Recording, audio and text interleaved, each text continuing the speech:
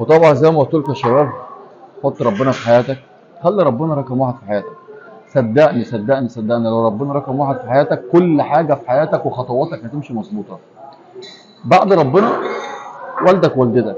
انا امي دي يعني ربنا يخليها ليا، هي السبب في كل حاجه بعد ربنا، هي اللي واقفه معايا، هي اللي في ظهري، هي اللي تعبانه وشقيانه معايا.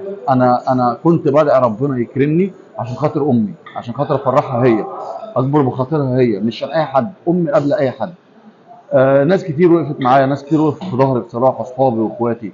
كابتن زيزو، كابتن زيزو اخ ليا، اكتر حد وقف معايا في الفتره اللي فاتت. ابويا وامي واصحابي كتير والله العظيم وقفوا معايا، ناس كتير يعني كانت بتدعمني وكفايه كلامهم يعني. حتى مش شرط الدعم يا جماعه يبقى مادي ولا يبقى حاجات زي كده، لا، شرط ممكن يبقى معنوي. كلمه تسندك، كلمه تقويك. بيجي عليك فترات في التجهيز انت بتبقى تعبان جدا، بتبقى محتاج كلمه دي تقويك، اللي هي خلاص كمل دهاني، هت حبه والدنيا خلاص هتعدي. الكلام ده بيفرق قوي في فترات يعني، بيخلي فيه، بيبقى سبورت ليك ان انت تكمل، ان انت تقدر تعدي لو فتره صعبه، لان فعلا انت بتبقى محتاجه، لان الموضوع ما بيبقاش سهل على حد فينا.